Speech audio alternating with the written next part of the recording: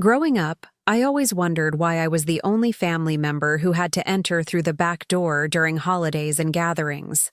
While everyone else walked through the grand front entrance of my grandmother's Victorian house, I was quietly directed around to the muddy backyard, past the garbage cans and through the creaky screen door that led directly into the kitchen. For 23 years, I accepted this as normal. I'd love to know which corner of the globe you're watching from. And if this story speaks to you, make sure to subscribe. Tomorrow's video is one you absolutely can't miss. I thought maybe it was because I always arrived with muddy shoes. Or perhaps it was just easier for helping with food preparation. I never questioned it until the day I discovered the real reason behind this humiliating tradition. And when I did, everything changed. My name is Rebecca Martinez, and this story begins in the small town of Millbrook, Connecticut, where my family has lived for 3 generations. The centerpiece of our family legacy was my grandmother Eleanor's house, a stunning 1890s Victorian mansion complete with wraparound porches, ornate gingerbread trim, and a front door that could have belonged in a magazine. That house wasn't just a home, it was a symbol of status, a gathering place, and according to what I discovered later, the source of a decades-long family secret that would shatter everything I thought I knew about my place in the Martinez family. Eleanor Martinez was my father's mother, a woman who commanded respect and maintained appearances above all else. She had married into money back in the 1960s when she wed my grandfather Thomas, a successful businessman who owned several hardware stores throughout New England. When Thomas passed away in 1998, Eleanor inherited everything: the businesses, the investments, and most importantly, that magnificent house on Elm Street that had become the unofficial headquarters of Martinez family gatherings. Every major holiday, birthday, anniversary, and family milestone took place at Eleanor's house. Christmas dinner, Easter brunch, 4th of July barbecues, Thanksgiving feasts, you name it, and Eleanor's dining room table was set for 20-plus family members. The house could easily accommodate our large extended family with its spacious rooms, multiple bathrooms, and a kitchen that could feed an army. Eleanor took pride in hosting these gatherings, often spending weeks preparing, decorating, and coordinating with various family members about who would bring what dish or handle which responsibility. But from as far back as I can remember, there was always something different about how I was treated at these gatherings compared to my cousins, aunts, uncles, and even my own siblings. While everyone else would park in the circular driveway and walk up the front steps to ring the ornate brass doorbell, I was consistently told to go around back and enter through the kitchen door. At first, my parents, my father David and mother Sarah, would explain it away with practical reasons. "Rebecca, you're so good at helping with the food preparation," my mother would say as we pulled up to the house. "Why don't you go through the kitchen and see if Grandma Eleanor needs help with anything?" Or my father would chime in. "The front entrance gets so crowded with everyone arriving at once. It's easier if you just slip in through the back and avoid the chaos." These explanations seemed reasonable enough to a child, and I was naturally helpful, so I didn't mind. I would trudge around to the back of the house, past the meticulously maintained garden beds and the small shed where Eleanor kept her gardening tools, and knock on the kitchen door. Eleanor would always greet me with a smile, immediately putting me to work arranging appetizer plates, stirring pots on the stove, or setting up folding chairs in the dining room for the overflow guests. While I worked in the kitchen, I could hear the front door opening and closing repeatedly as other family members arrived. I'd hear Eleanor's voice become more animated and welcoming as she greeted each guest properly in the foyer. There would be exclamations of, "Oh, how wonderful! You look! And come in," followed by the sounds of hugs, laughter, and animated conversation as everyone gathered in the living room for pre-dinner cocktails and catching up.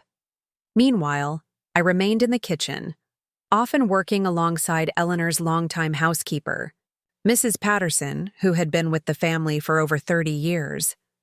Mrs. Patterson was a kind woman in her 70s who treated me warmly. but I noticed that she too always used the back entrance. At the time, I assumed this was simply because she was staff, but looking back, I realized there might have been more to that arrangement than I understood. As I grew older, the pattern continued unchanged. High school graduation parties, college acceptance celebrations, my siblings' wedding showers. Every single family gathering followed the same routine.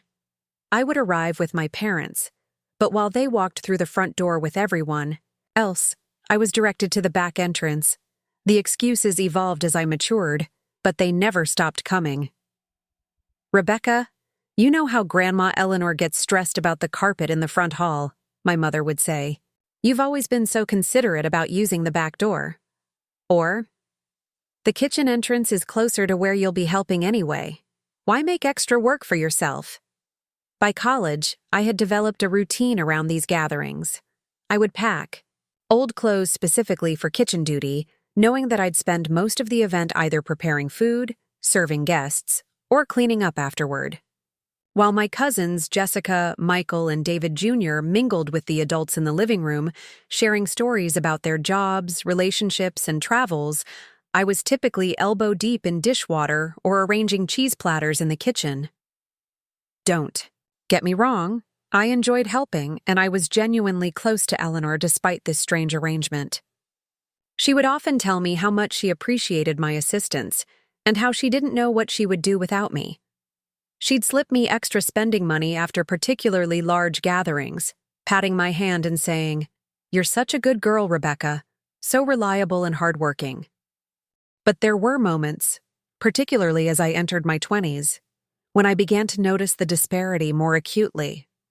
During my cousin Jessica's engagement party, I spent 3 hours in the kitchen preparing hors d'oeuvres while she held court in the living room, showing off her ring and receiving congratulations from relatives. When my brother David Jr. got his promotion at the law firm, the entire family gathered in the formal dining room to toast his success, while I refilled water glasses and cleared appetizer plates. The breaking point came during last year's Christmas gathering. I had just finished my master's degree in business administration and had landed a prestigious position at a consulting firm in Hartford. I was excited to share my news with the extended family, particularly because I would be the first Martinez grandchild to earn an advanced degree. I had even bought a new dress for the occasion, a sophisticated navy blue number that I thought would help me fit in better with the adults during cocktail hour. But as our car pulled into Eleanor's driveway, the familiar directive came. "Rebecca, why don't you go around back and see if your grandmother needs help with the appetizers?" Something inside me finally snapped. "Actually, I'd like to use the front door today," I said, my voice steadier than I felt. "I have some news to share with everyone, and I'd like to join the cocktail hour in the living room." The silence in the car was deafening. My parents exchanged glances in the front seat, and my mother's face went pale. "Rebecca, honey, you know how your grandmother has her routines," she said carefully. "Let's not rock the boat today. You can share your news during dinner." "But why can't I use the front door like everyone else?" I pressed. "I'm 23 years old, I have a master's degree, and I just got hired at one of the most respected consulting firms in the state. Why am I still being treated like kitchen help?" My father turned around in his seat, his expression serious. "Rebecca, some things are just complicated. Your grandmother has her ways, and it's easier for everyone if we just go along with them. You've never minded before." "But I do mind," I said, surprised by the emotion in my own voice.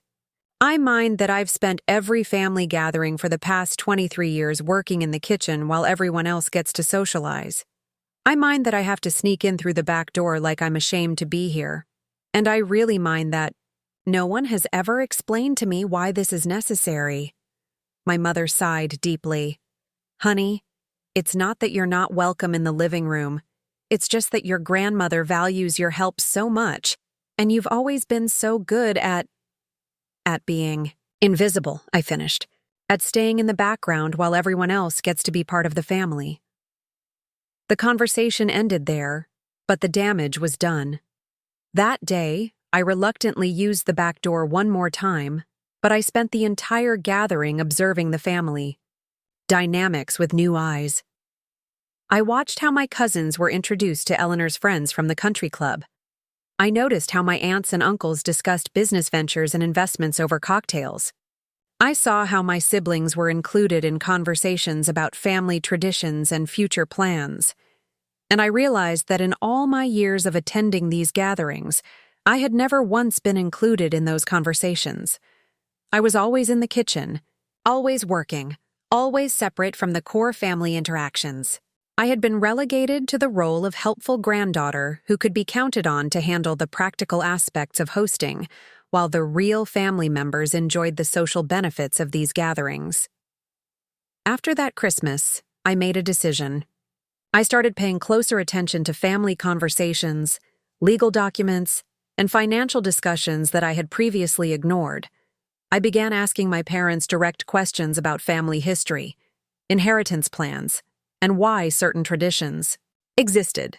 Most importantly, I started doing my own research into the Martinez family assets, particularly Eleanor's property holdings and business interests. What I discovered over the following months would change everything I thought I knew about my family, my place in it, and the real reason I had been using the back door for over 2 decades. The truth was far more calculated and devastating than I could have ever imagined, and it involved secrets that went back to before I was even born. The investigation began innocently enough. I started by asking my parents about family history. During casual conversations, trying to piece together details about Eleanor's marriage to my grandfather, the source of the family wealth, and how property and assets had been distributed over the years. But every time I brought up these topics, my parents became evasive, changing the subject or giving vague answers that didn't really explain anything. That's when I decided to take matters into my own hands and visit the Millbrook County Clerk's office to research public records. What I found there would be the first piece of a puzzle that would ultimately reveal a family conspiracy that had been carefully maintained for over 20 years. A conspiracy that explained not only why I used the back door, but why my entire relationship with the Martinez family had been built on a foundation of lies. The Millbrook County Clerk's office was housed in a brick building that looked like it hadn't been updated since the 1970s. Fluorescent lights flickered overhead as I approached the reception desk, where a woman with thick glasses and graying hair looked up from her computer screen. "I'd like to research property records for the Martinez family," I told her, trying to sound more confident than I felt. Specifically properties owned by Eleanor Martinez and Thomas Martinez, going back to the 1960s if possible. A lot of love and effort went into bringing this story to life. If you're enjoying it, we'd be so grateful if you'd subscribe to our channel. Now, back to where we left off. The clerk, whose nameplate read Helen Morrison, studied me for a moment. "You'll need to fill out a request form and provide identification. Are you family?" "Yes, I'm Eleanor's granddaughter." Helen's expression softened slightly. "Oh, you're one of Tom's grandchildren. I remember when your grandfather bought that beautiful house on Elm Street. Such a gentleman he was. Always tipped his hat when he saw me at the grocery store." As I filled out the paperwork, Helen continued chatting. "Your grandmother's been in here a few times over the years, updating various documents. Very particular about keeping everything in order, that one." The casual comment struck me as odd. Why would Eleanor need to update property documents multiple times? I filed the question away as Helen led me to a room filled with filing cabinets and microfiche machines. "Property records are organized by year and then alphabetically by owner's last name," she explained. "You'll want to start with the 1960s if you're looking for the original purchase. Let me know if you need help with the microfiche reader." I started with 1965, the year my parents had told me Eleanor and Thomas bought the house. The microfiche was difficult to read, and I had to squint at the tiny text. But eventually I found what I was looking for. A deed dated October 15, 1965, showing the purchase of 247 Elm Street by Thomas Martinez for $28,000. But something immediately caught my attention. The deed listed Thomas Martinez as the sole owner. Eleanor's name didn't appear anywhere on the document. This seemed strange for a married couple, but I reasoned that perhaps property laws were different in the 1960s, or maybe it was simply how they chose to handle their finances. I continued searching through the records chronologically, looking for any changes to the property ownership. In 1972, I found a document showing that Thomas had added Eleanor's name to the deed, making them joint owners. This made sense. Maybe they had updated their estate planning as their family grew.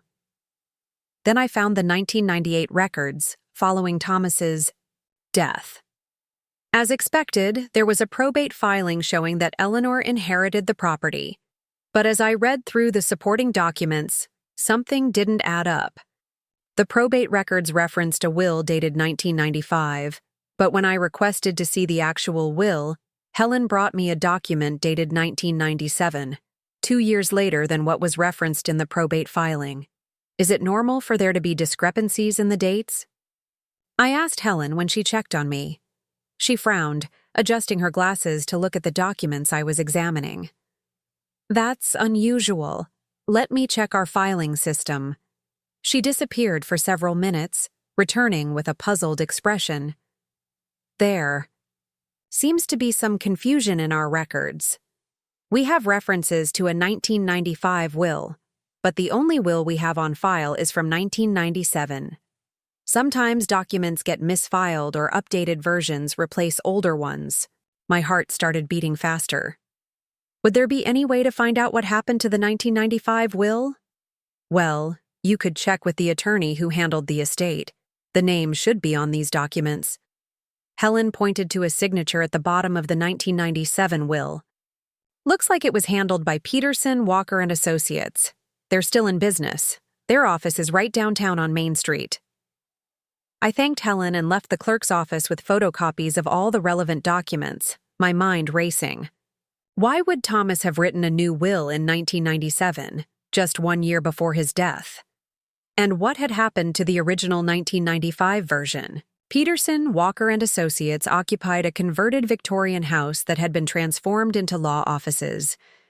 The receptionist, a young woman who couldn't have been much older than me, greeted me with a professional smile. I'd like to speak with someone about a will that was handled by your firm in the late 1990s, I explained. The Thomas Martinez estate. Let me check with Mr. Peterson. He's been with the firm the longest and might remember that case. James Peterson was a distinguished man in his 60s with silver hair and the kind of presence that commanded respect. He invited me into his office, which was lined with law books and diplomas. The Martinez estate, he mused, settling behind his desk. Yes, I remember Tom Martinez. Fine man. What can I help you with? Miss Martinez. Rebecca Martinez. I'm Thomas's granddaughter. His expression shifted slightly, becoming more guarded. I see. What specifically did you want to know about your grandfather's estate? I've been researching family property records, and I noticed there seems to be some confusion about the dates on his will. The probate records reference a 1995 will, but the clerk's office only has a copy from 1997. Peterson was quiet for a long moment, studying me carefully. That's a very specific question, Miss Martinez. May I ask why you're researching your grandfather's estate? Something in his tone made me nervous, but I pressed on. I'm just trying to understand our family's financial history. I'm working in consulting now, and I've become interested in estate planning.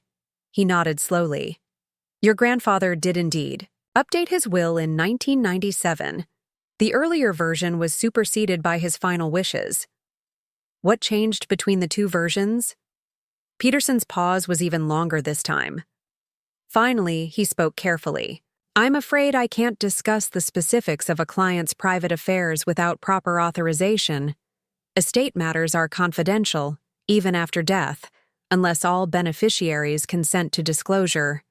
But I'm family, I protested. Surely I have a right to know about my grandfather's will. That depends on whether you were named as a beneficiary, Peterson replied. Are you listed in the will, Miss Martinez? The question hit me like a physical blow. I don't know. I assumed, I think you should speak with your grandmother about these matters, Peterson said, his tone becoming more formal. She would be the appropriate person to share information about your grandfather's final wishes.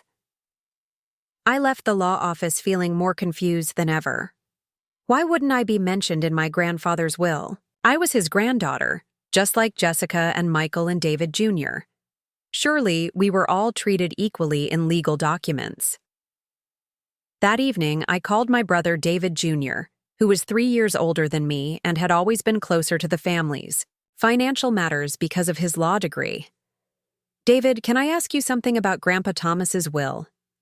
Why are you asking about that? His voice immediately became wary. I've been doing some research into family finances, and I'm curious about how his estate was distributed. There was a long pause. Rebecca, why are you digging into this stuff? It's ancient history. Because I want to understand our family better. I'm 23 years old, and I realize I don't know anything about our financial situation or inheritance plans. Some things are better left alone, David Jr. said quietly. Trust me on this. What do you mean by that? Another pause. Look, I can't get into details over the phone, but Rebecca, maybe you should just focus on your new job and your own future. Don't go stirring up old family business. The warning in his voice was unmistakable. David, do you know something I don't? I know that some questions are better left unasked. That's all I'm going to say. He hung up, leaving me staring at my phone in disbelief. My own brother was warning me off from investigating our family's legal history. What could possibly be so sensitive about a grandfather's will that my own sibling wouldn't discuss it with me? I spent the next week trying to approach the topic from different angles. I casually mentioned estate planning to my parents during a phone call, but they quickly changed the subject. I asked my cousin Jessica if she knew anything about inheritance plans during a coffee meetup, but she seemed genuinely unaware of any family financial details. Finally, I decided to take a more direct approach. I would ask Eleanor herself about the will and see how she responded. If there was some family secret, maybe it was time to bring it into the open. The opportunity came 2 weeks later when Eleanor called to invite me to help with preparations for my Aunt Linda's birthday party. Rebecca, dear, would you mind coming over Saturday morning to help me get ready? Linda's turning 50, and I want everything to be perfect. Of course, Grandma. I'll be there. Wonderful. Just come around to the kitchen door as usual, and we'll get started early. As I hung up the phone, I made a decision. This time, I would not be using the kitchen door. Saturday morning arrived gray and drizzly. I drove to Eleanor's house with my stomach in knots, but my resolve was firm. I parked in the circular driveway, walked up the front steps, and rang the doorbell. Eleanor opened the door wearing an apron over her dress, clearly surprised to see me at the front entrance. Rebecca, what are you doing here? I'm here to help, with Aunt Linda's party, just like we discussed. Yes, but... She looked around nervously. You usually come through the kitchen. I know, but I thought I'd use the front door today. I stepped forward, forcing her to either let me in or have an awkward confrontation on her front porch. She reluctantly stepped aside, and I entered the foyer for what I realized was the first time in my adult life. The space was even more elegant than I had imagined, with crystal light fixtures, polished hardwood floors, and family photographs arranged on antique tables. That's when I saw them. The photographs that would change everything. Covering nearly every surface were framed pictures of family members at various life events, wedding photos, graduation pictures, vacation snapshots, holiday gatherings. But as I looked more closely, a horrifying pattern emerged. I was in none of them. Not a single photograph in Eleanor's formal living areas included me. There were pictures of Jessica's high school graduation, but not mine. Photos of Michael's wedding, David Jr.'s law school graduation, various cousins' achievements and celebrations. Family vacation pictures from trips I didn't even know had happened. Holiday gatherings that I remembered attending, but in these photos, it was as if I had never been there. "Grandma," I said slowly, my voice barely above a whisper. "Why aren't there any pictures of me?" Eleanor's face went pale. She looked around the room as if seeing it through my eyes for the first time. "Oh, well, most of these are older photos from before." "Before what?" She wrung her hands, clearly distressed. "Rebecca, maybe we should go to the kitchen and start working on the party preparations." "No." My voice was stronger now. "I want to know why there are no pictures of me in your living room.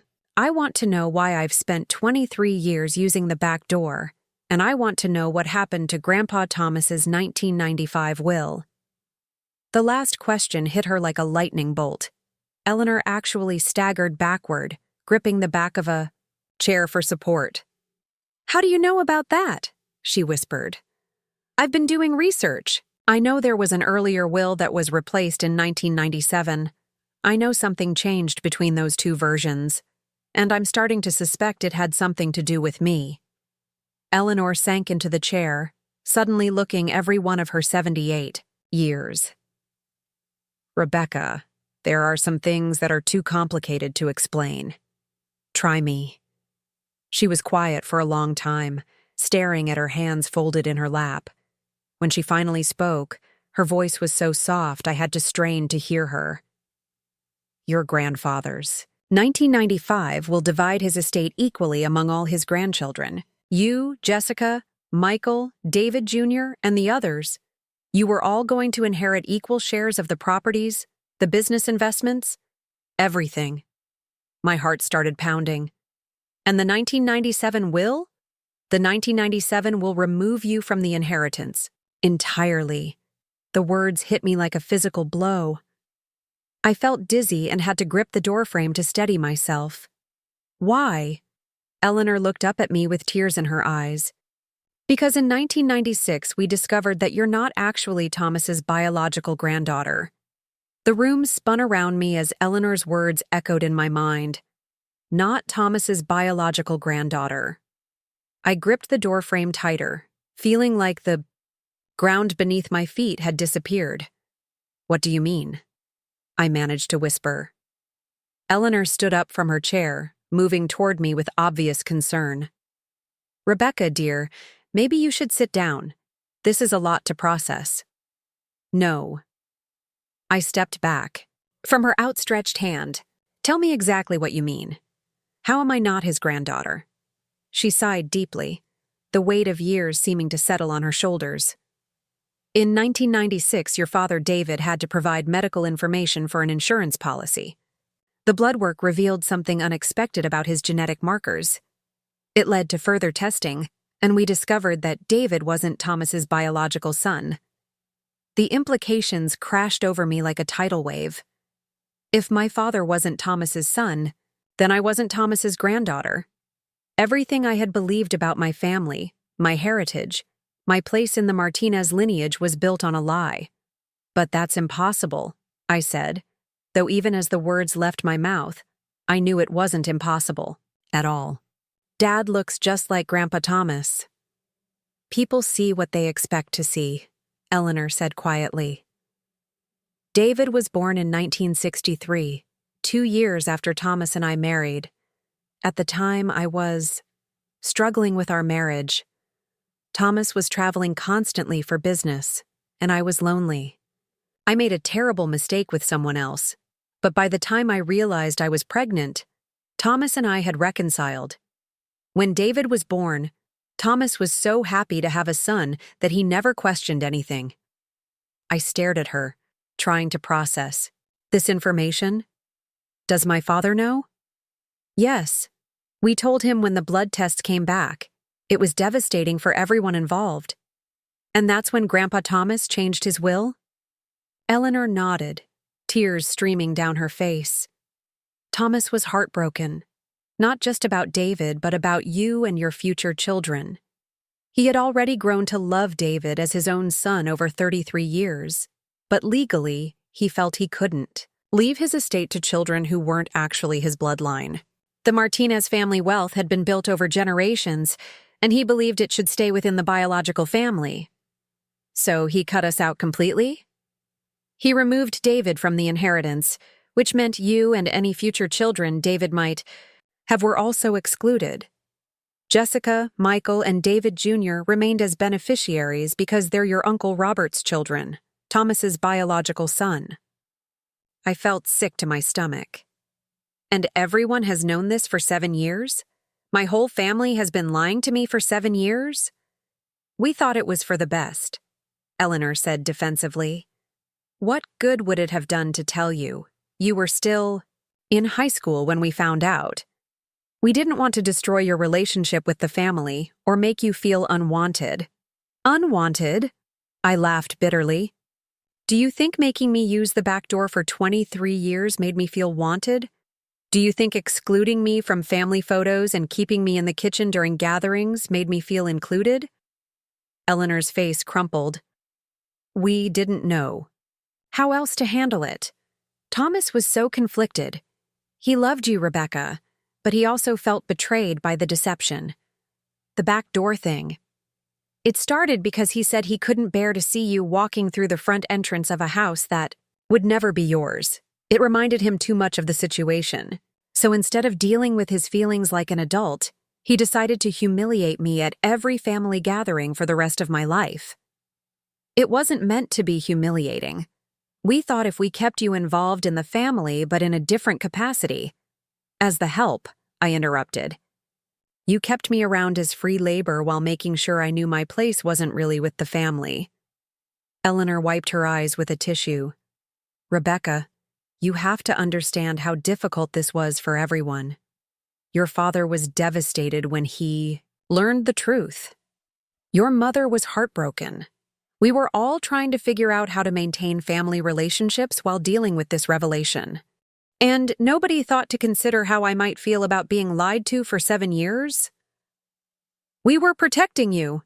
You were protecting yourselves, I shot back. You were protecting your precious family image and your guilty consciences.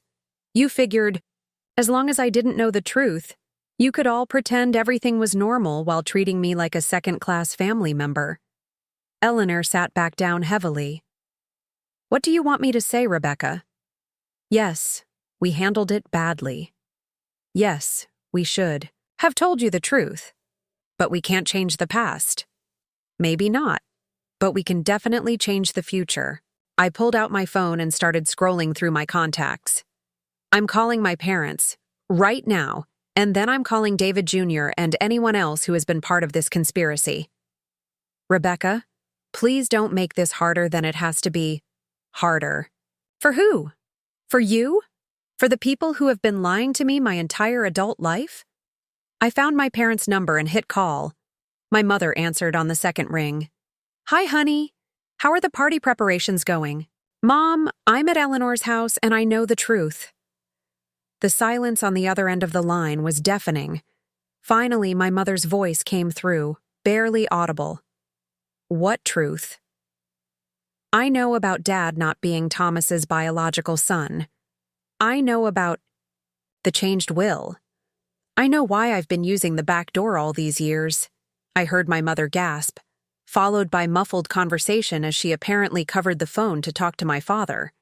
Then my father's voice came on the line. Rebecca, where are you right now? I'm standing in Eleanor's living room looking at 20 years worth of family photos that don't include me, having a conversation that should have happened 7 years ago. Stay there. Don't leave. Your mother and I are coming over right now. Don't bother, I said. I've heard enough for one day. But when you're ready to have an honest conversation about this family's lies and cover-ups, you know where to find me. I hung up and turned back to Eleanor, who was watching me with a mixture of fear and sadness. Rebecca, please don't do anything rash. Yes, we made mistakes. But you're still family. You're still loved. Am I? Because from where I'm standing, it looks like I've been tolerated. There's a difference.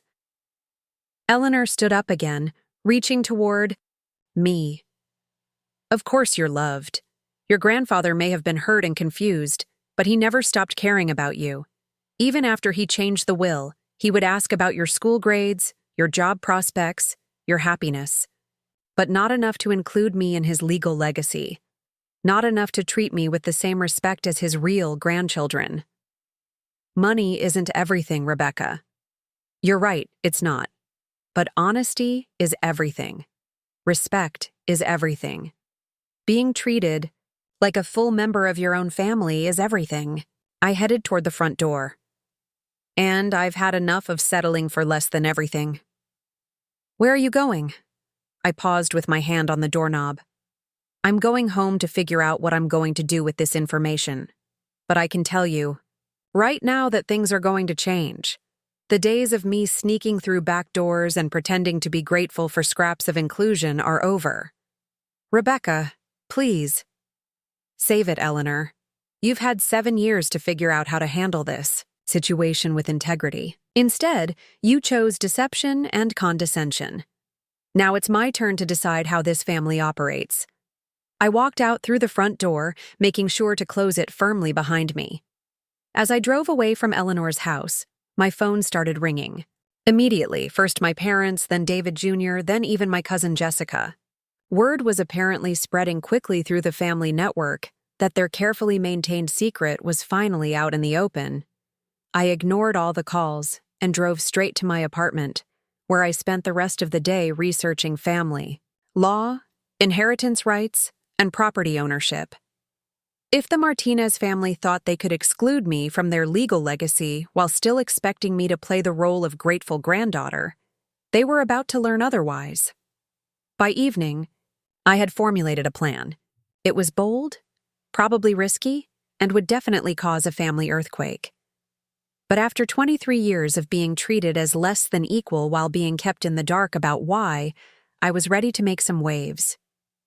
The first step was to gather more information about the family's assets and legal vulnerabilities.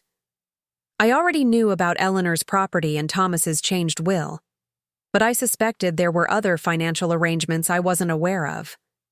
If I was going to challenge the family's treatment of me, I needed to understand exactly what I was dealing with. I started by researching Connecticut inheritance laws and discovered something interesting. Children who are excluded from wills due to fraud or undue influence can sometimes challenge those exclusions in court. While I wasn't Thomas's biological granddaughter, my father had been raised as his son for over 30 years, which might create some legal gray areas worth exploring. More importantly, I discovered that Eleanor's property ownership wasn't as straightforward as I had assumed. The house on Elm Street was valuable, probably worth close to $1 million in the current market. But Eleanor was 78 years old and had been making regular updates to her legal documents over the years. There might be opportunities to challenge or influence how that property would eventually be distributed. But the real revelation came when I started researching the Martinez family business interests. Thomas had owned several hardware stores, but according to public records, those businesses had been sold in 2001, 3 years after his death. The proceeds from those sales, which appeared to be substantial, had been invested in various properties and financial instruments, all managed through a family trust. And here's where things got interesting. The trust documents I was able to access through public records showed that my father David was listed as a beneficiary, despite being excluded from Thomas's will. This suggested that there might have been separate legal arrangements made to provide for David's family even after the will was changed. If that was true, then the family's treatment of me wasn't just cruel, it was potentially fraudulent. They had been keeping me in the dark about financial benefits that might rightfully belong to me while simultaneously treating me as if I was lucky to be included in family gatherings at all. By midnight, I had filled several pages with notes and discovered enough legal questions to keep a team of lawyers busy for months. But more than that, I had discovered something about myself. I was done being the family member who accepted whatever treatment was offered and was grateful for it. The Martinez family was about to learn that excluding someone from inheritance, discussions while expecting them to maintain family loyalty, was a dangerous game, and they were about to discover that their carefully maintained secret had consequences they hadn't anticipated.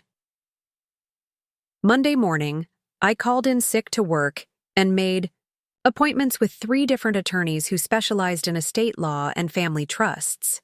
If the Martinez family wanted to play legal games with inheritance and property rights, I was going to make sure I understood all the rules. But my first stop wasn't to a lawyer's office. My first stop was to a locksmith. The locksmith's name was Carlos Rodriguez, and his shop was tucked between a dry cleaner and a pizza place on the south side of Hartford.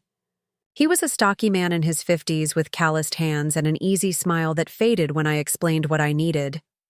"You want me to make copies of keys to a house that doesn't belong to you?" he asked, raising an eyebrow.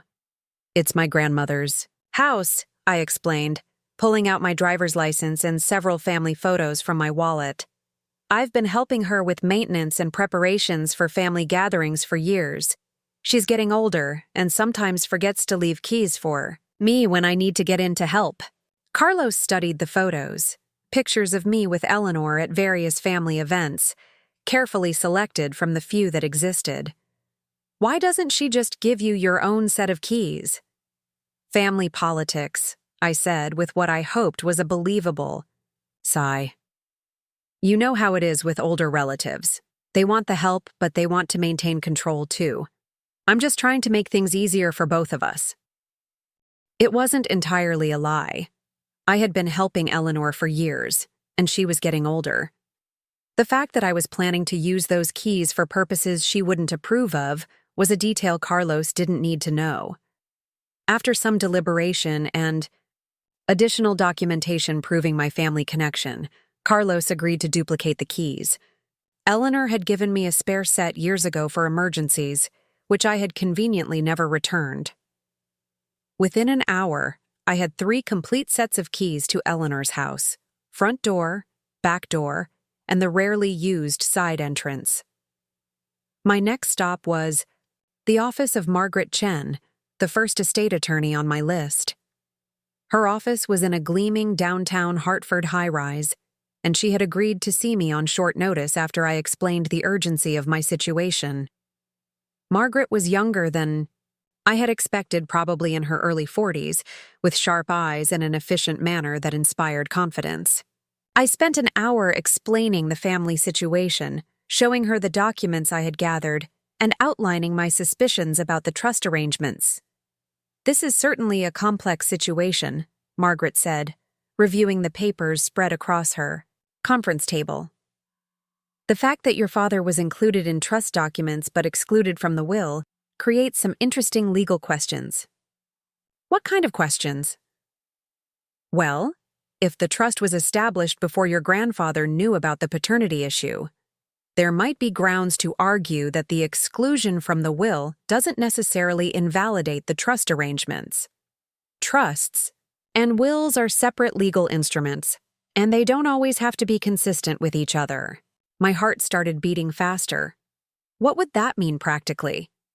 It could mean that you and your father have legitimate claims to trust assets, regardless of what the will says. But I'd need to see the actual trust documents to make that determination, and those are likely held by the family attorney or the trustee. How would I get access to those documents? Margaret leaned back in her chair. "That's where things get complicated. If you're not listed as a beneficiary, you might not have legal standing to demand disclosure. However, if you can prove that you've been denied information that you're entitled to, there are ways to compel disclosure through the courts. And if I am entitled to trust benefits that have been kept from me, then we'd be looking at a potential fraud case, possibly breach of fiduciary duty, and definitely grounds for a substantial lawsuit against the trustees and anyone else who participated in withholding your rightful inheritance." I left Margaret's office with a retainer agreement and a list of additional documents to gather. The legal path forward was becoming clearer, but it would take months or even years to resolve through the courts. I needed something more immediate. That's when I remembered something Helen Morrison had mentioned at the county clerk's office. Eleanor had been in several times over the years, updating various documents, What if those updates weren't just routine maintenance? What if Eleanor had been making changes to protect family assets from potential challenges? I drove back to Millbrook and spent another afternoon at the clerk's office, this time focusing on more recent filings. What I discovered was a pattern of suspicious activity that went back several years. In 2019, Eleanor had transferred partial ownership of the Elm Street property to a newly created family LLC. In 2021, she had established a homestead exemption that would protect the property from certain types of legal claims. Most recently, in 2023, she filed documents that converted her ownership structure in ways that would make the property much harder to challenge in probate court. She's been fortifying her legal position, I muttered to myself as I studied the documents. Eleanor wasn't just a grieving widow trying to honor her husband's wishes. She was a shrewd operator who had been systematically protecting family assets from potential challenges for years. But every legal defense has weaknesses, and I was starting to see some cracks in Eleanor's fortress. The homestead exemption, for instance, only protected the property if it remained her primary residence. If she moved out or transferred ownership completely, that protection would disappear. The LLC structure was designed to avoid probate, but it required proper maintenance and documentation to remain valid. Most importantly, all of these protective measures assumed that potential challengers wouldn't have physical access to the property or inside knowledge of family finances. Eleanor had been planning for external threats, not internal ones. That evening, I drove to Eleanor's house and parked across the street, studying the property with new eyes. The house was dark except for a light in the kitchen window, where Eleanor was probably having her usual dinner of soup and tea while watching the evening news. Her car was in the driveway, and Mrs. Patterson's sedan was parked in its usual spot near the back door. I sat there for over an hour, watching the predictable evening routine. Mrs. Patterson left at 8 o'clock, just as she had every weekday for as long as I could remember. Eleanor's bedroom light came on at 9:30, and by 10 o'clock, the entire house was dark. The next morning, I called Eleanor from my office. "Hi, Grandma. I wanted to apologize for how I left things on Saturday. I was emotional and said some things I shouldn't have." Eleanor's relief was audible in her voice. "Oh, Rebecca, I'm so glad you called. I've been worried sick about you. I know this has all been a terrible shock." "It has been. But I've been thinking about what you said, and I understand why the family felt they had to handle things the way they did. I'm still hurt, but I don't want this to destroy our relationship. That means everything to me, dear. You've always been special to me, regardless of biology. I was wondering if we could sit down and talk more about the family situation. Maybe you could help me understand the financial arrangements better, so I can plan my own future accordingly." "Of course. Why don't you come over for lunch tomorrow? We can have a proper conversation about everything." "That sounds perfect. Should I come around to the kitchen door as usual?" There was a brief pause. "Actually, Rebecca, why don't you use the front door from now on? I think it's time we changed some of our old habits." I smiled grimly. "That's very thoughtful, Grandma. I'll see you tomorrow at noon." After hanging up, I spent the rest of the day finalizing my preparations. I had copies of all the relevant legal documents, 3 sets of keys to Eleanor's house, and a plan that would either resolve this family conflict once and for all, or blow it up completely. The truth was, I didn't really want to destroy my relationship with Eleanor or cause irreparable damage to the family, but I also wasn't willing to continue accepting second-class treatment based on lies and legal manipulation. If the Martinez family wanted to exclude me from their inheritance, they were going to do it honestly and face the consequences openly. That night, I couldn't sleep. I kept thinking about all the family gatherings, all the times I had felt excluded or diminished, all the moments when I had sensed that something wasn't quite right but had dismissed my instincts. The signs had been there all along, I just hadn't known how to read them. By morning, I had made my final decision. I was going to Eleanor's house as planned, but not just for lunch and conversation. I was going to use those keys to gain access to the family's private documents and financial records, and I was going to force a complete disclosure of the family's assets and legal arrangements. If Eleanor wanted to maintain her fortress of legal protections, she was going to discover that fortresses only work when all the gates are properly secured.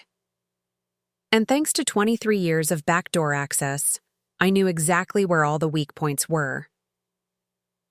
I arrived at Eleanor's house at 11:30, 30 minutes early for our lunch appointment. But instead of going to the front door as she had suggested, I walked around to the back of the property and let myself in through the kitchen door using my copied keys. The house was quiet. Eleanor was probably upstairs getting dressed for our lunch meeting.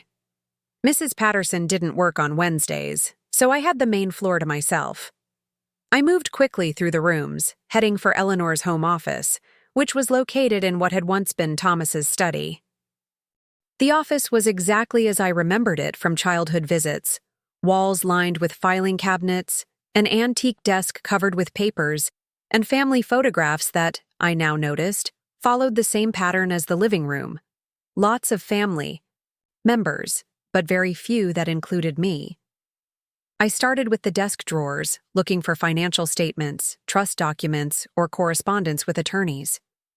The first drawer contained mostly household bills and routine correspondence, but the second drawer held what I was looking for: a file folder labeled Estate Planning 2023 Updates. Inside the folder were documents that made my blood run cold.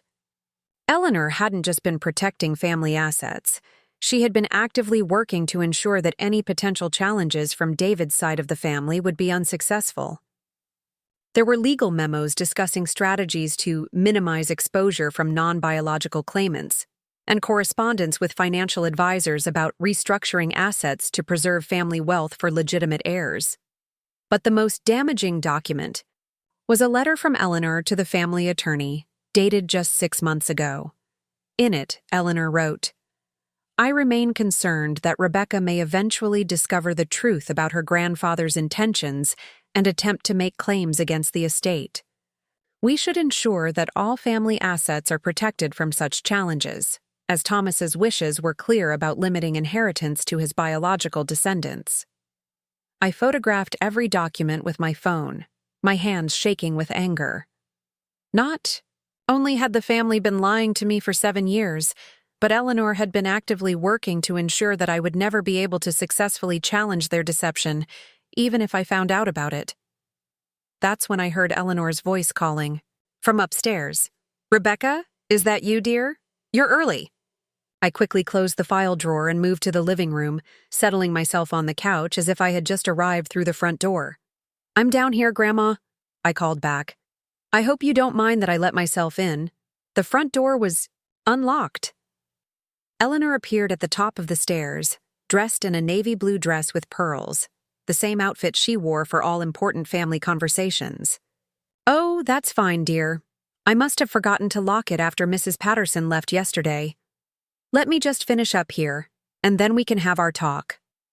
As Eleanor disappeared back into her bedroom, I remained on the couch, staring at the family, photos that surrounded me. But now, instead of feeling hurt by my exclusion, I felt something else entirely: determination. The Martinez family had spent 7 years protecting themselves from the consequences of their deception. They had restructured assets, updated legal documents, and maintained an elaborate fiction designed to keep me ignorant and powerless. But they had made one crucial mistake. They had taught me to be invisible, to work behind the scenes, to understand family operations from the inside. And now I was going to use all of those skills against them. Eleanor descended the stairs with the careful movements of someone who had lived in the same house for decades, her hand trailing along the polished banister. She smiled warmly at me as she reached the bottom, but I could see the tension around her eyes. Our phone conversation had reassured her, but she wasn't entirely convinced that I had accepted the family's deception as easily as I had claimed. "You look lovely today, Rebecca," she said, settling into her favorite armchair across from the couch. "I'm so relieved that we can finally have an honest conversation about everything." "Honest," I repeated, tasting the irony of the word. "Yes, I think it's time for complete honesty between us." Eleanor clasped her hands in her lap, the same gesture I had seen countless times when she was preparing to deliver difficult news or make important family announcements. "Where would you like to start, dear?" "Let's start with the trust documents that include my father as a beneficiary, despite his exclusion from Grandpa Thomas's will." Eleanor's composed expression flickered for just a moment, so briefly that I might have missed it if I wasn't watching for her reaction. "I'm not sure what you mean." "I mean the Martinez Family Trust that was established in 1994, 1 year before the will that was supposedly replaced. The trust that lists my father David as a beneficiary for ongoing distributions from the hardware store sales and property investments." Now Eleanor's poker face cracked completely. She stared at me with a mixture of shock and something that looked like fear. "How do you know about that?" "The same way I know about your 2019 LLC restructuring, your 2021 homestead exemption filing, and your 2023 correspondence with Peterson, Walker & Associates about protecting family assets from non-biological claimants." Eleanor's face went white. She gripped the arms of her chair so tightly that her knuckles showed through her thin skin. "Rebecca, what have you done?" "I've done exactly what you taught me to do, Grandma. I worked behind the scenes, paid attention to details, and gathered information that other people thought I couldn't access. I pulled out my phone and scrolled through the photographs I had taken. Would you like to see your letter to Mr. Peterson from 6 months ago? The one where you specifically mentioned me as a threat to the family estate?" Eleanor closed her eyes, and for a moment I thought she might faint. When she opened them again, there was a hardness there that I had never seen before. Not the loving grandmother who had slipped me extra spending money, but the shrewd businesswoman who had been protecting family wealth for decades. "What do you want, Rebecca?" The direct question caught me off guard. I had expected denials, excuses, or attempts to minimize what I had discovered. Instead, Eleanor was cutting straight to negotiations. "I want the truth. All of it. Not just about the paternity situation or the changed will, but about every financial arrangement, every trust document, every piece of property, and every dollar that should have been disclosed to me over the past 7 years. And if I provide that information, then we discuss how to fix this situation in a way that respects both Grandpa Thomas's original intentions and my right to be treated honestly by my family." Eleanor studied me for a long moment. "You're not the same girl who used to help me arrange cheese platters." "No, I'm not. That girl trusted her family to treat her fairly and honestly. That girl believed that love and respect were the same thing. That girl is gone." Eleanor stood up slowly and walked to the window that overlooked her front garden. "Your grandfather Thomas was a good man, but he was also a proud man. When he discovered that David wasn't his biological son, it shattered something fundamental about his understanding of family and legacy. So he decided to punish me for his disappointment? He decided to preserve his biological legacy according to his values. But Eleanor turned back to face me. But he also couldn't bring himself to completely abandon David or you. That's why the trust arrangements remained in place even after the will was changed. Explain that to me." Eleanor returned to her chair, and I could see her calculating how much to reveal. The trust was established to provide ongoing support for all of Thomas's children and grandchildren, regardless of future changes to his will. When he discovered the paternity issue, he changed his will to exclude David from direct inheritance of property and assets, but he couldn't bring himself to modify the trust because doing so would have required explaining the situation to the trustees and family attorneys. "So my father and I have been receiving trust distributions this whole time?" "Not exactly." Eleanor's voice became quieter. The trust distributions were supposed to be made quarterly to all beneficiaries. David should have been receiving approximately $15,000 every 3 months, and you should have started receiving your own distributions when you turned 21. My stomach dropped. Should have been? I've been intercepting the distributions intended for David's family line. The money has been going into a separate account that I control. The magnitude of what Eleanor was admitting hit me like a physical blow. For how long? Since 2018, when you turned 21 and became eligible for your own distributions.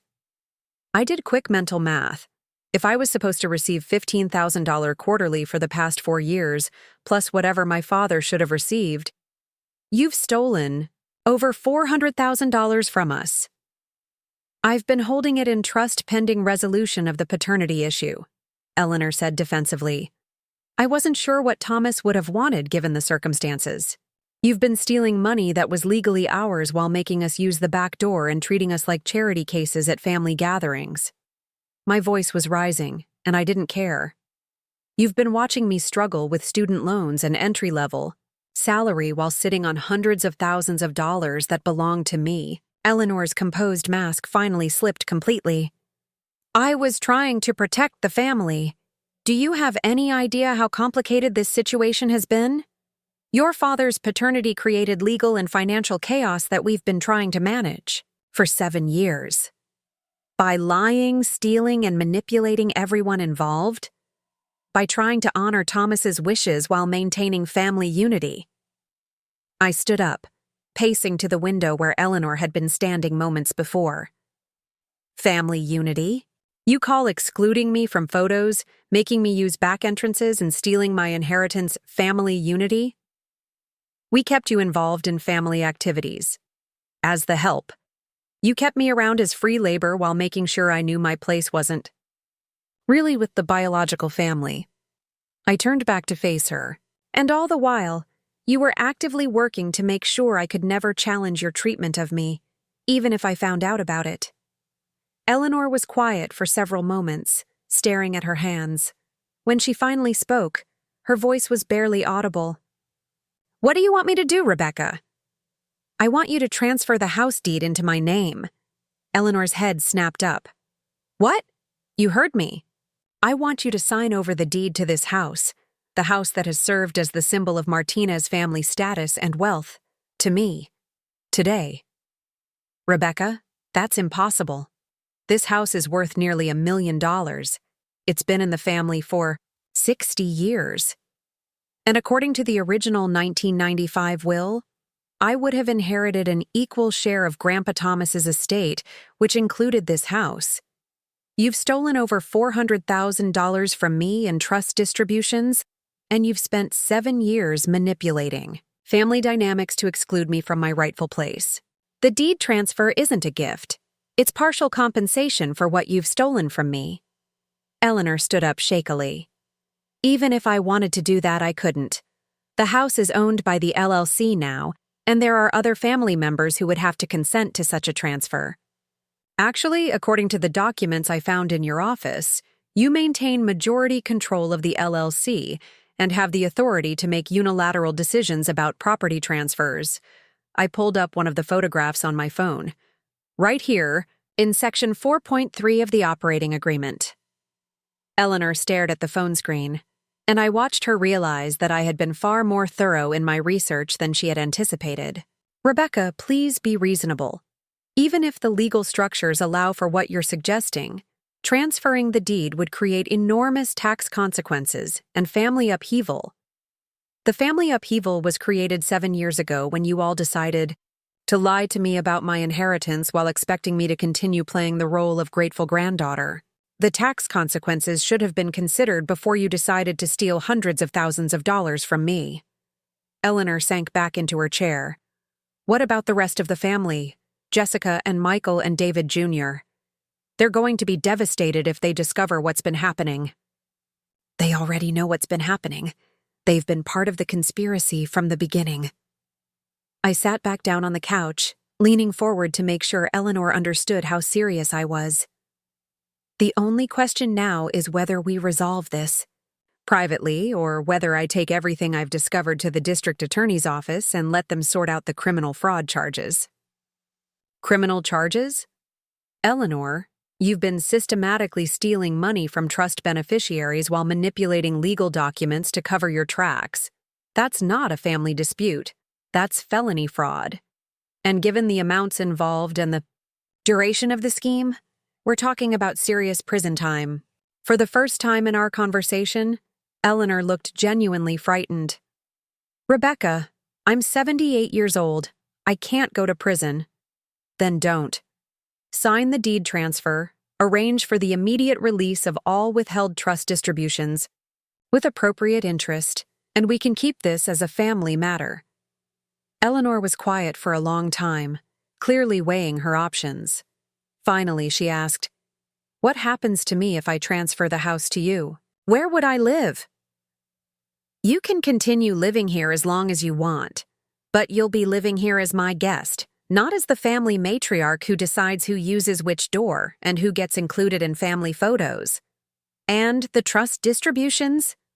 Every penny that should have gone to my father and me over the past 6 years, plus interest calculated at market rates. I estimate that about $480,000 total." Eleanor winced at the figure. That would require liquidating significant portions of the family investment portfolio. That's not my problem. You should have thought about liquidity issues before you decided to embezzle our money.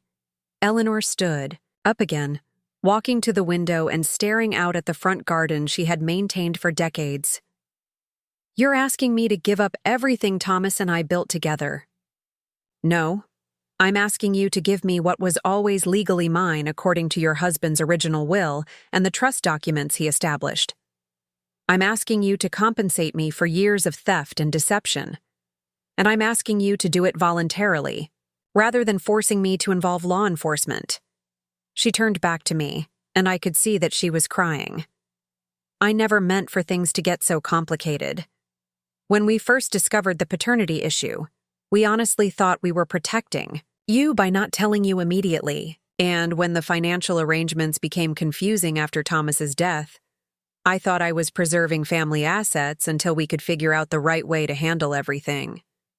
But instead of figuring it out, you kept making it worse. You kept lying, kept stealing, kept manipulating the situation to protect yourselves instead of doing what was right." Eleanor wiped her eyes with a tissue. "If I agree to your terms, what happens to family gatherings? What happens to holidays and celebrations? That depends on how the family chooses to treat me going forward. If everyone can accept that I'm no longer going to be the family member who accepts whatever scraps of inclusion are offered, then maybe we can rebuild relationships on honest terms. If not," I shrugged, "then I'll host my own gatherings, and people can decide for themselves which family dynamics they want to support." Eleanor looked around the living room, taking in the family photos and antique furniture that had defined her identity for decades. "When do you need my answer?" "Right now. Either you call Mr. Peterson and arrange for the immediate transfer of documents and funds, or I drive straight from here to the police station and the state attorney general's office." Eleanor closed her eyes, and I could see her aging before my eyes as the full weight of her situation settled on her shoulders. When she opened them again, there was resignation there, but also something that might have been relief. "I'll make the call." Eleanor walked to the antique secretary desk in the corner of the living room, her movements slow and deliberate. She opened the writing surface and retrieved a leather-bound address book that looked like it had been with her for decades. Her fingers trembled slightly as she flipped through the pages. "I need to call James Peterson first," she said without looking at me. "The deed transfer will require his oversight to ensure it's done properly." I nodded, pulling out my own phone. "I'm going to record this conversation to make sure we're both clear on what's being agreed to." Eleanor paused with her finger on Peterson's number. "Rebecca, once we do this, there's no going back. The family dynamics will never be the same. Family dynamics were destroyed 7 years ago when everyone decided to lie to me. Today, we're just making the consequences visible." She dialed the number, and I started my recording app. Peterson answered on the third ring. "James, it's Eleanor Martinez. I need you to come to my house immediately. We have a situation that requires Immediate legal attention. There was a pause, and I could hear Peterson's voice through the phone, though I couldn't make out the words. Yes, it involves Rebecca. She's here with me now, and we need to discuss some adjustments to the family. Financial arrangements. Another pause, longer this time. James, I need you to bring the deed transfer documents for the Elm Street property, the Martinez Family Trust distribution records, and authorization forms for immediate fund releases. This is urgent. I could hear Peterson's voice becoming more animated, clearly asking questions that Eleanor didn't want to answer over the phone. We'll explain everything when you get here. How quickly can you arrive? Eleanor hung up and turned to me. He'll be here in 30 minutes. What did you tell him? Just that we need to make some immediate changes to the family financial arrangements. He'll understand the full situation when he sees the documents you've gathered. While we waited, for Peterson, Eleanor moved around the living room like someone saying goodbye to a cherished space. She touched the frames of family photographs, straightened cushions that didn't need straightening, and adjusted flowers in vases with unconscious precision. I want you to know that I never intended for things to become so complicated, she said, her back to me as she stared out the front window. When Thomas changed his will, we thought we were facing a temporary situation that we could resolve gradually. Temporary? It's been 7 years. In the beginning, we thought we might find a way to challenge the paternity tests or discover some legal mechanism that would restore David's status as Thomas's son. We kept postponing difficult conversations because we hoped we could avoid them entirely. And the trust money? Eleanor sighed deeply. At first, I was genuinely uncertain about whether David should continue receiving distributions given the circumstances. I thought I was being prudent by holding the funds until we could get proper legal guidance. But as time went on, and as we realized how much you didn't know about the family situation, you decided it was easier to keep me in the dark and steal my money than to have honest conversations. We decided it was easier to maintain the status quo than to risk destroying family relationships with painful revelations. I stood up and joined Eleanor at the window. Do you understand that your choice to maintain the status quo was destroying my relationship with the family anyway? Every gathering where I was treated differently, every photo I was excluded from, every conversation about family planning that I wasn't included in, all of that was slowly eroding my trust and connection to everyone. Eleanor turned to look at me, and I could see genuine remorse in her eyes. I know that now. But at the time, we thought we were protecting you from painful knowledge that would hurt you unnecessarily. The knowledge hurt me. But the years of deception and differential treatment hurt me more. We stood in silence for several minutes, both lost in our thoughts. Finally, Eleanor asked, "What are you going to tell the rest of the family about what's happening here today?" That depends on how they react to the changes. If they can accept that I'm no longer willing to be treated as a second-class family member, then maybe we can build new relationships based on honesty. If they can't, I shrugged. Then they'll have to decide whether family relationships are more important to them than maintaining their comfortable lives. David Jr. is going to be particularly upset. He's always seen himself as the responsible one who keeps family conflicts from escalating. David Jr. has known about this situation for years and chose to warn me away from investigating rather than helping me understand the truth. His concern about family conflict was really concerned about protecting his own inheritance from potential challenges. Eleanor looked surprised. You think David Jr. was motivated by money? I think everyone in this family has been motivated by money. The difference is that some of you were honest about it, and others pretended it was about protecting my feelings. The sound of tires on gravel interrupted our conversation. Through the window, I could see James Peterson's BMW pulling into the circular driveway. He parked behind my car and sat for a moment, clearly steeling himself for whatever family crisis he was about to walk into. Eleanor opened the front door before Peterson had a chance to ring the bell. He was carrying a leather briefcase and wearing the grim expression of someone who had dealt with family legal emergencies before. Eleanor, Rebecca, He nodded to both of us as he entered. "Why don't we sit down and you can explain what's happening here?" Eleanor gestured toward the living room, and we all took seats around the coffee table. Peterson opened his briefcase and pulled out a legal pad, clearly ready to take notes. "James," Eleanor began, "Rebecca has discovered some information about the family financial arrangements that we need to address immediately." Peterson looked at me. "What kind of information?" I pulled out my phone and scrolled to the photographs I had taken of Eleanor's documents. "I've discovered that my father and I have been excluded from trust distributions that we were legally entitled to receive, and that this exclusion was part of a deliberate strategy to protect family assets from what you called non-biological claimants." Peterson's expression shifted from professional concern to something approaching alarm. "May I see what you're referring to?" I handed him my phone, and he scrolled through the photographs of his own correspondence with Eleanor. I watched his face grow increasingly pale as he recognized documents that he clearly hadn't expected anyone outside the family legal team to see. "Eleanor," he said carefully, "these documents were confidential attorney-client communications." "Rebecca found them in my home office," Eleanor replied. "And she's made it clear that unless we resolve this situation immediately, she's prepared to take her findings to law enforcement." Peterson looked at me with new respect and obvious concern. "Rebecca, these are serious allegations.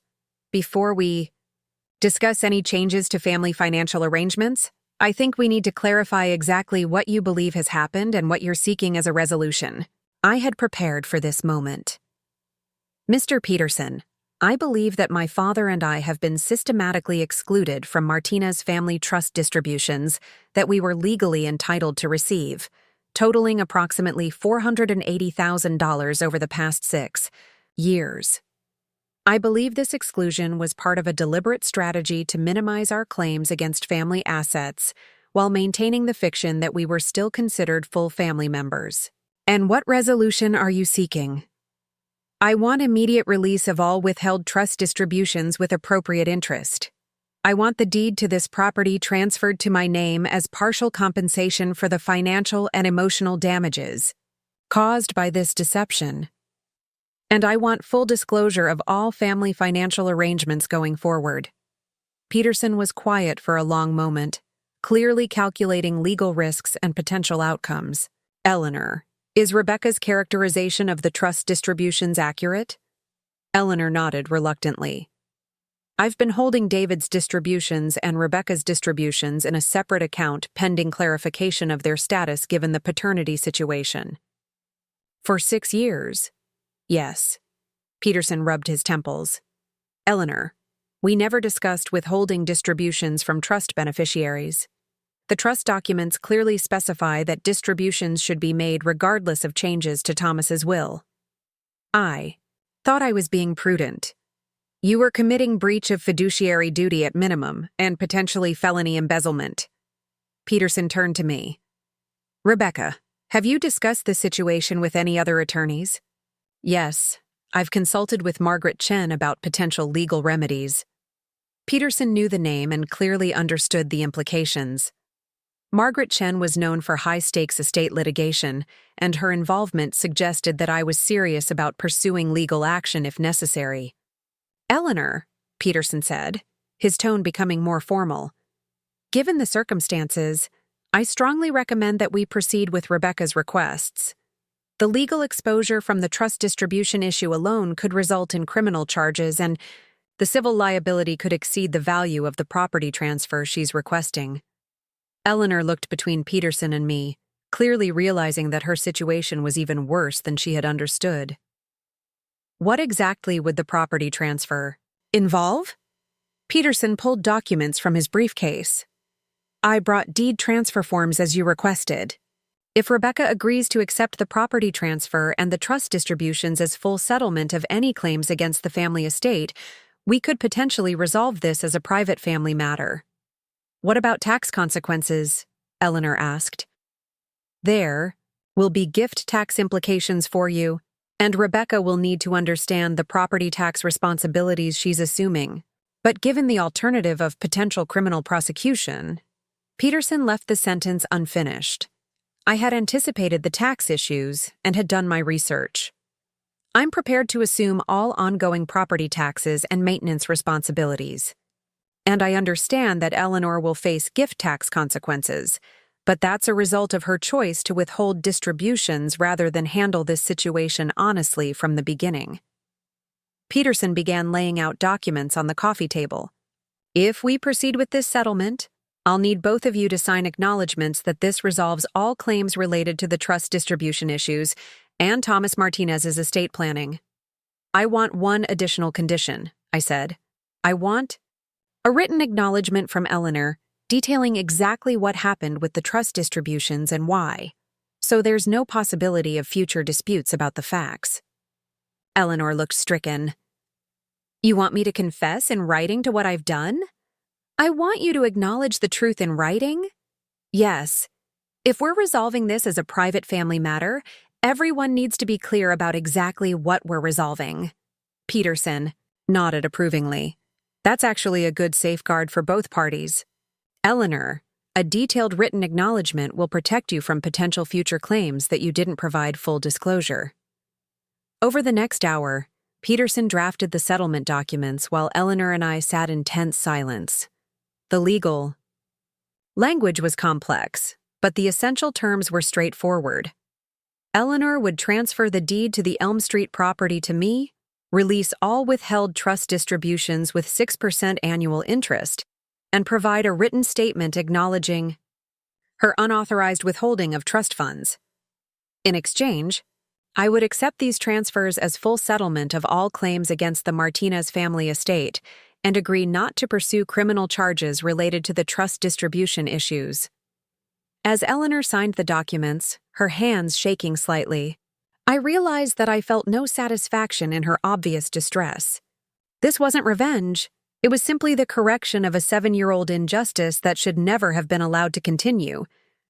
There's one more thing, I said as Peterson gathered the signed documents. I want to change the locks on all the doors. Eleanor looked up sharply. What? This is my house now, Eleanor. You're welcome to continue living here, but I'll be controlling access from now on. No more backdoor arrangements, no more kitchen entrance assignments, no more separate rules for different family members. But what about family gatherings? What about holidays? I stood up, looking around the living room that had been the setting for so many uncomfortable family dynamics. Future family gatherings will operate according to my rules. Everyone will be treated with equal respect. Everyone will be included in family conversations and photos. And everyone will use the same front door. Eleanor stared at me, and I could see her struggling to accept the complete reversal of our family's power structure. And if family members can't accept those terms, she asked quietly, then they're welcome to host their own gatherings elsewhere. But this house, the house that has served as the symbol of Martinez family status for 60 years, will no longer be a place where some family members are treated as more valuable than others. Peterson finished organizing the documents and closed his briefcase. I'll file the deed transfer with the county clerk's office this afternoon, and the bank transfers should be completed within 48 hours. As Peterson left, Eleanor and I found ourselves alone in what was now my living room. She looked smaller somehow, diminished by the loss of the power and control that had defined her role in the family for decades. Rebecca, she said softly, I hope you understand that despite everything that's happened, I do love you. I believe you do, Eleanor. But I also believe you love your own comfort and status more than you love me. And that's why we're here today. She nodded sadly. What happens now? I walked to the front door and held it open for her. Now you call the family and explain what's happened. And then we see who's willing to build new relationships based on honesty and who's only interested in maintaining the old lies. Eleanor gathered her purse and coat, moving toward the front door with obvious reluctance. As she reached the threshold, she paused and looked back at me. Will you ever be able to forgive us? I don't know, I answered honestly. But I know that forgiveness isn't possible without acknowledgement of wrongdoing. Today we finally achieved acknowledgement. Forgiveness will depend on what the family does with that acknowledgement going forward. Eleanor walked through the front door, and for the first time in 23 years, I was the one watching a family member leave through the main entrance, while I remained inside. I closed the door behind her and turned to face my new reality. The house was quiet, filled with the echoes of decades of family gatherings and the weight of secrets that had finally been exposed. Tomorrow, I will call a locksmith to change all the locks. I would contact family members to inform them of the new arrangements. And I would begin the process of transforming a house built on deception and exclusion into a home built on honesty and equality. The Martinez family was about to discover that their carefully maintained hierarchy had collapsed and that the granddaughter they had kept in the kitchen was now the one who controlled the keys to the front door. 3 weeks later, I stood in the kitchen of what was now my house, preparing for the first family gathering since the ownership transfer. The irony wasn't lost on me. After years of being relegated to kitchen duty, I was voluntarily choosing to spend my time there. But now it was my kitchen, my choice, and my terms. The locksmith had changed every lock in the house the day after Eleanor signed the deed transfer. I had given Eleanor a new key, along with clear instructions that she was welcome to continue living here, but that I would be managing all household decisions going forward. She had moved into the guest bedroom on the second floor, giving me the master suite that had belonged to her and Thomas for decades. The financial transfers had been completed exactly as Peterson had promised. My bank account now reflected the $480,000 in withheld trust distributions plus interest, and quarterly payments of $15,000 had resumed as originally intended. For the first time in my adult life, I had genuine financial security and the freedom to make choices based on what I wanted rather than what I could afford. But money, as satisfying as it was to finally have it, wasn't the real victory. The real victory was sitting on the kitchen counter in the form of a formal written apology that Eleanor had delivered 3 days after our confrontation. The letter was 2 pages long, handwritten on Eleanor's personal stationery, and it detailed every aspect of the family's deception over the past 7 years. She acknowledged withholding trust distributions, manipulating family gatherings to exclude me from equal participation, and actively working to protect family assets from my potential claims. Most importantly, she acknowledged that these actions were wrong and had caused me significant financial and emotional harm. The letter concluded with a request for forgiveness and a promise that she would do whatever was necessary to repair our relationship going forward. I had read it dozens of times, not because I was unsure of my response, but because I was still processing the surreal experience of finally receiving acknowledgement of everything I had suspected and endured. My phone buzzed with a text message from my father. "On our way. Should we use the front door?" I smiled as I typed back, "Everyone uses the front door now. See you soon." Today would be the first test of whether the Martinez family could adapt to the new reality I had created. I had invited everyone to Sunday dinner, my parents, David Jr., Jessica, Michael, and their respective spouses and children. Eleanor had volunteered to help with cooking, a gesture that I interpreted as her attempt to find a new role in the family dynamic. "Rebecca," Eleanor called from the dining room where she was setting the table. "Should I use the good china or the everyday dishes?" "The good china," I replied. "Today feels like a special occasion." Eleanor appeared in the kitchen doorway. Over the past 3 weeks, she had aged noticeably, but there was also something lighter about her demeanor. The weight of maintaining family secrets and managing complex deceptions seemed to have lifted from her shoulders. "I wanted to thank you again for letting me stay in the house," she said. "I know you could have insisted that I find somewhere else to live. This has been your home for 60 years. I'm not interested in punishing you by taking that away. I just needed to correct the power imbalance that was hurting our family relationships." Eleanor nodded, then hesitated as if she wanted to say something else. "What is it?" I asked. "I've been thinking about what you said about family gatherings operating according to your rules now. What exactly does that mean for today?" I had been preparing for this question. It means that everyone who comes through that front door gets treated with equal respect and inclusion. No more kitchen assignments based on family hierarchy. No more separate conversations for different tiers of family members. No more excluding anyone from photos or important discussions.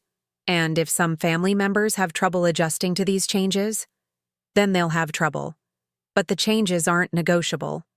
The doorbell rang, and Eleanor straightened her shoulders as if preparing for battle. "That will be your parents." I wiped my hands on a dish towel and walked to the front door. My front door. Through the glass panels, I could see my parents standing on the porch, looking uncertain and nervous. My father was holding a bottle of wine, and my mother clutched a covered dish. I opened the door wide. "Hi, Mom. Hi, Dad. Come in." They stepped. Inside, both looking around the foyer as if seeing it for the first time. In a way, they were. This was the first time they had entered this house knowing that their daughter owned it. "Rebecca," my mother said softly. "The house looks beautiful." "Thanks. Eleanor has been taking excellent care of it for decades." My father cleared his throat. "Honey, we need to talk about what happened with your grandmother. We had no idea she was intercepting trust distributions or—" "Dad," I interrupted gently. "We can discuss the family situation over dinner when everyone's here. Right now, I just want to welcome you to my home." The emphasis on "my home" wasn't lost on either of them. My mother's eyes filled with tears, though I couldn't tell if they were tears of pride, regret, or some combination of both. Over the next 30 minutes, the rest of the family arrived. David Jr. came with his wife Amanda and their 2 young children. Jessica arrived alone. She had recently gone through a divorce that the family had been too polite to discuss openly. Michael brought his husband Kevin, a relationship that had taken the Martinez family several years to fully accept, but which was now treated as completely normal. Each family member paused in the foyer as they entered, clearly processing the reality that this gathering was taking place in my house rather than Eleanor's. The shift in power dynamics was subtle, but unmistakable. Aunt Rebecca, David Jr.'s 8-year-old daughter Sophie, asked, "Is this your house now?" "It is," I replied, kneeling, down to her level. "What do you think of it?" "It's really big. Can you show me around?" I spent the next few minutes giving Sophie and her younger brother a tour of the main floor, pointing out rooms and features that they had seen countless times before, but which somehow seemed different now that the house belonged to their aunt, instead of their great-grandmother. When we returned to the living room, I found the adults engaged in stilted conversation that stopped abruptly when I appeared. Clearly, they had been discussing the situation among themselves. "Why don't we move to the dining room?" I suggested. "Dinner is ready." As everyone gathered around the dining room table, I noticed something that had never happened before at a Martinez family gathering. No one automatically assumed that I would be serving the food or managing the logistics. Instead, family members looked to me expectantly, waiting to see how I wanted to handle things. "Eleanor and I prepared dinner together," I announced. "But before we eat, I think we need to have a conversation about the changes in our family situation." David Jr. shifted uncomfortably in his chair. "Rebecca, maybe the kids should go play in another room for this discussion." "No," I said firmly. "The kids are part of this family, and they've been affected by the dysfunction just like everyone else. They deserve to understand what's been happening and why things are changing." My father looked around the table nervously. "Honey, maybe we should talk about this privately. Dad, we've had 7 years of private conversations and secret arrangements. That's what created this mess in the first place." I remained standing, at the head of the table, a position that had always belonged to Eleanor in the past. Everyone at this table has been affected by the family's decision to lie to me about my inheritance and treat me differently at gatherings. Everyone deserves to understand the truth. Jessica spoke up for the first time since arriving. Rebecca, we all feel terrible about how you were treated, but some of us genuinely didn't know about the trust distribution issues or the extent of— Jessica, you've been coming to family gatherings for 7 years. You watched me get directed to the back door every single time while you walked through the front. You participated in conversations about family financial planning that I was excluded from. You posed for family photos that I wasn't included in. I kept my voice calm but direct. Maybe you didn't know the specific details of what Eleanor was doing with trust distributions, but you absolutely knew that I was being treated differently, and you chose not to question it. Jessica's face flushed red. We thought it was just family tradition. Grandma Eleanor had her ways of organizing things, and we didn't want to cause conflict by questioning them. Exactly. It was easier for everyone to go along with treating me as less than equal than to have uncomfortable conversations about why that treatment was happening. Michael leaned forward. So what happens now, Rebecca? What do you want from us? I want honest relationships based on mutual respect. I want family gatherings where everyone is treated as an equally valued family member. I want transparency about family financial matters that affect all of us. I sat down at the head of the table, and I want acknowledgement that the way I was treated for 7 years was wrong, regardless of the complicated circumstances that led to it. David Jr. spoke carefully. We can acknowledge that you were treated unfairly, but you have to understand that when we found out about Dad's paternity, it created a crisis for everyone. We were all trying to figure out how to handle an impossible situation. By lying to me and excluding me while pretending everything was normal, by trying to protect family relationships while dealing with legal and financial complications that none of us had experience with. I looked around the table at faces that had been part of my life for over 2 decades. David, do you think I'm stupid? The question clearly caught him off guard. What? No, of course not. Do you think I'm emotionally fragile? Unable to handle difficult conversations or complex family situations? No.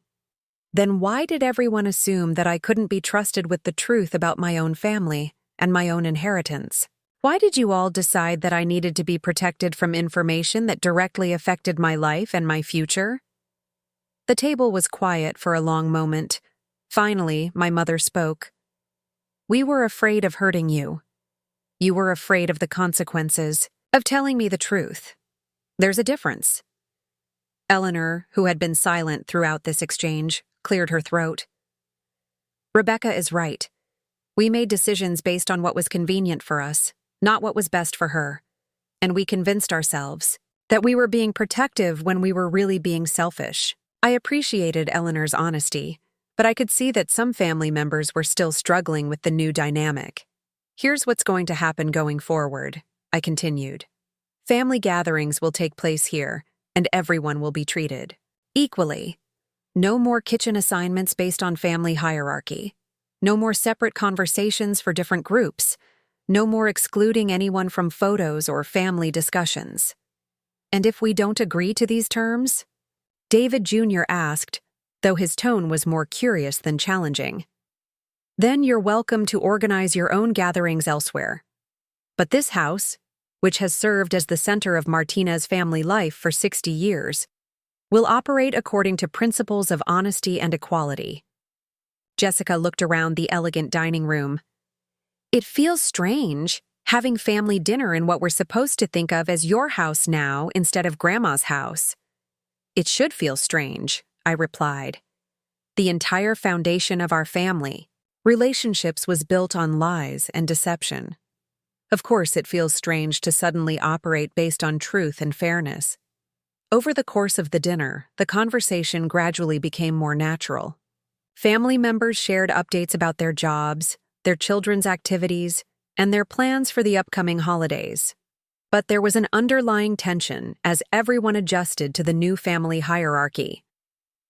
The real test came when it was time to clean up after dinner. In the past, I would have automatically begun clearing plates and washing dishes, while other family members moved to the living room for coffee and conversation. Tonight, everyone looked uncertain about what was expected. Why? Don't we all work together to clean up? I suggested. Then we can have coffee and dessert in the living room. It was a small thing, but watching David Jr. and Michael clear the table while Jessica and my mother packed leftovers felt revolutionary after years of being the only family member expected to handle cleanup duties. As the evening wound down, family members began saying their goodbyes. Each person paused to thank me for dinner and to comment on how nice it was to see everyone together again. But I could sense that some of them were still processing the magnitude of the changes in our family dynamic. My parents were the last to leave. As they stood in the foyer putting on their coats, my father turned to me with tears in his eyes. "Rebecca, I want you to know how proud I am of you, not just for how you handled this situation, but for the person you've become despite everything our family put you through." "Thanks, Dad. That means a lot." My mother hugged me tightly. "I know we have a lot of work to do to repair the trust. That was broken. But I hope you know that we love you and we want to do better." "I know you do, Mom. And I love you too." That's why it was so important to finally address these problems instead of continuing to pretend they didn't exist. After my parents left, Eleanor and I found ourselves alone in the house for the first time since the ownership transfer. We worked together to finish cleaning the kitchen, moving around each other with the familiarity that comes from decades of shared holiday preparations. "How do you think it went?" Eleanor asked as she dried the last plate. "Better than I expected." Everyone seemed willing to at least try to adapt to the new arrangements. Eleanor hung up the dish towel and turned to face me. "Rebecca, I know I can never fully undo the damage that our deception caused. But I want you to know that seeing you take control of your life and demand the respect you deserve, it's made me realize how strong and capable you've always been. We should have trusted you with the truth from the beginning. Yes, you should have. But what matters now is that we finally have the truth, and we can build new relationships based on honesty.